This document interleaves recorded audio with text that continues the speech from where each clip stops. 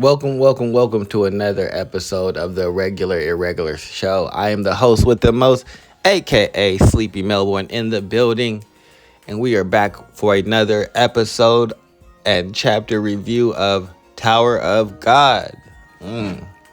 Chapter 608. We are here. And we get into it right where we left off on the last chapter. Rak and Rashad are going at it. Rak has fully transformed into his ancient species form, and Rashad is not having it. She said, I am going to tear your mouth open, boy. She grabbed her spear, because clearly she is a spear bearer inside of the archetypes that there are, from fisherman to wave controller. She's a spear bearer. So she grabs her spear, and she is here to try and tear Rak's mouth off, which does not work. Our boy Rak chomps on that spear like it is nothing. Crispy noodle broken in half. And she has no idea what to do next. She said, oh shit. Oh, okay. I see. Let me back up. You got a little bit stronger. I understand. You look like you was just a regular person, but you seem to have had a few tricks up your sleeve. So do I. So she summons the Chupacabra, which I wasn't expecting that to be her animal, but I guess it makes sense.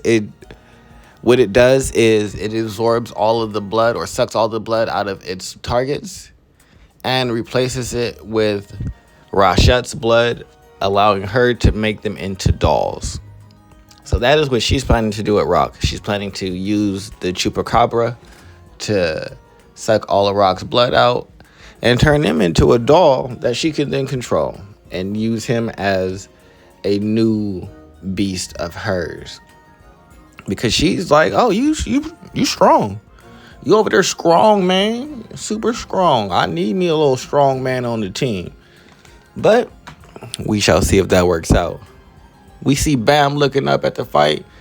He took his eyes off of his adversary, which probably wasn't the best decision, because the Frost Bear is doing Frost Bear things, aka making everything freeze, including our boy Baam.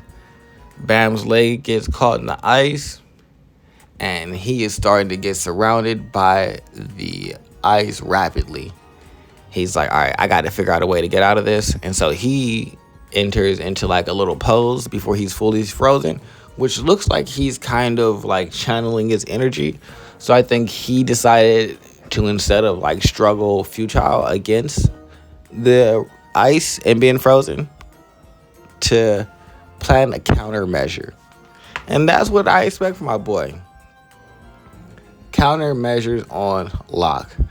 Now, back to Rak and the Chupacabra. They are going at it. Chupacabra is surrounding Rak with its body because it's really an amorphous blob of blood.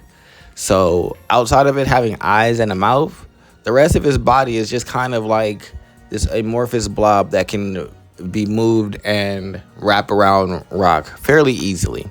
So that's what it does, trying to then devour all of his blood so that it can become a doll for Rashut.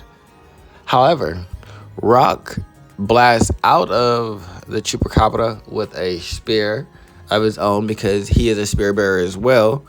And by spear of his own, know what he does? He turns his arm that is covered in the stones into a spear and launches that. Yes, ingenuity from our boy Rak. He's not just a rock head. You get it? Made a little funny dad joke and shit. But we get over to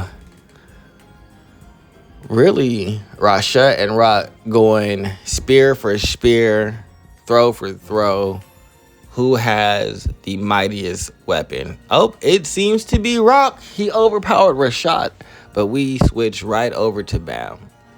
And so with Baam, he has activated his second horn and used Leviathan to shatter the ice that he was trapped in.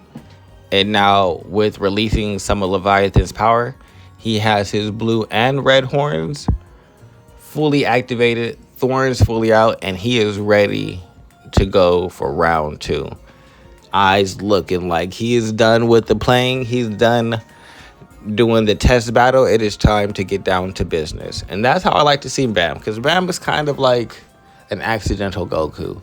He just be feeling like he's a little less than, and so he takes his opponent seriously, but still doesn't go all the way out and do what he really needs to do. And so that's why I say accidental Goku, because Goku, he doesn't believe that he's less than. He just wants to like enjoy the fight. So he lets his opponents like get their stuff off. Same with Baam. Before they really get into actively using their best abilities and skills. And so it just kind of reminds me a little bit of Goku. But we move into the second part of the story, which gives us back to Coon and Dumas. Coon and Dumas are just wandering along a path with Coon trying to figure out how he can basically remove Dumas from the game. Because Dumas is probably the strongest piece on the board currently. And the only 3 that he can think that could get rid of Dumas are Gustang, which is Dumas' family leader. So probably not going to happen. Tarmiel, which is the Lopo Bay family leader, which, I mean, they're enemies, so much more likely. And then the princess, who is, let's just say, less than the most ideal candidate, because she's very ambiguous and we don't know where she stands. So Coon is unsure what to do. But what he does know is he doesn't want to get close to Baam.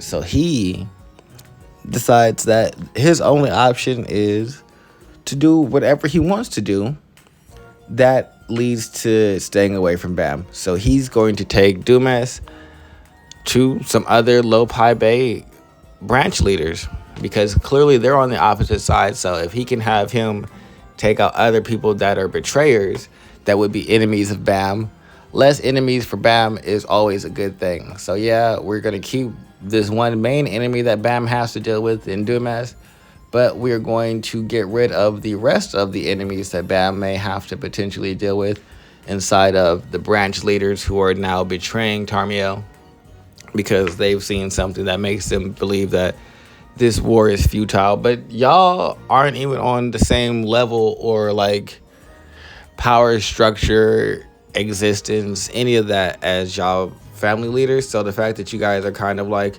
oh no, we can't do this and it's futile, when you could do nothing against your family leader either. So do you really think you have that much of a grasp on how strong your family leader is? But that is where we see it in. Coon pops out on the 2 branch heads. Dumas hot on his trail, and the 2 branch leaders see him. They say, it's a colleague of the Irregular. In a moment, and then they notice Dumas. And that is the end of the chapter. I am excited to see them get to squabbling up, standing on business.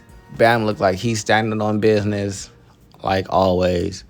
Rock is finally standing on business. I love Rock. He's hit or miss in terms of combat, but he's always like 100% like, I'm going to try and do what I need to do to like make this right. And if I'm the weak link, then I'm going to work as hard as I can not to be the weak link. And he has that ability. So let me know what you guys think. Again, like, subscribe, comment, share, do all the things with all of the people. I love you. This has been Sleepy Melbourne, the Irregular show. I'm out.